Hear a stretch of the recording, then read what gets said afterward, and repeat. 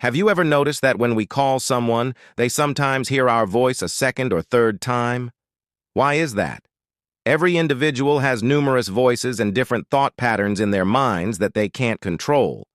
Sometimes we see things or people that aren't actually there, but due to our dominant illusions, anger, or toxic ego, we start feeling their presence close to us. Some feelings and thoughts are hard to express, which is why parents, teachers, and gurus used to tell stories to help kids, students, and followers understand the complexity of human life. After careful observation, I bring you the tale of an illusioned man to illustrate one of these complex feelings and thoughts. Illusion. Once, there was a well-reputed learned man who spent most of his time with books. He regularly visited the library, studying from dawn until dusk. After dinner, he would spend his spare time in a cafe, enjoying a cup of tea. He loved tea and never missed his cafe visit for years. One wintry February day, he picked up his handbag full of books in his thickly gloved hand and headed towards the library. Upon reaching the library, he shook hands with the receptionist with a broad smile. He handed his bag to the receptionist, who collected it, gave him a token, and put it on one of the 100 shelves. He hurried upstairs to secure his favorite place by the window. He opened a fat book and started reading.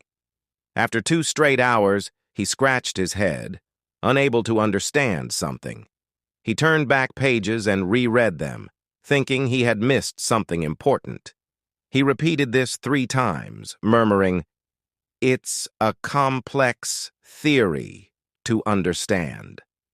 Angry and puzzled, he was about to repeat it again when a man making a phone call behind him disturbed his focus. Boiling with rage, he said, "Excuse me, sir.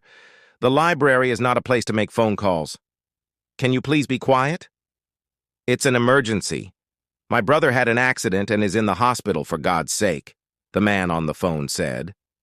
"I understand, but it's still not a place for phone calls, sir," he replied.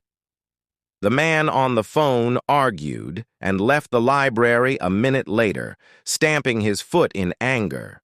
The man reopened his book, but his face grew pale, and hatred for the man on the phone call grew in his heart. "He is definitely a bumpkin," he said under his breath. He tried to read again, but the rage blocked his focus. He decided to pack up and go home. Weeks passed, but whenever he thought about that man, he cursed him with bad wishes and scary thoughts. One evening after dinner, he donned his jacket and grabbed his wallet to head to the cafe for a cup of tea. Upon arrival, he glimpsed the same man from the library.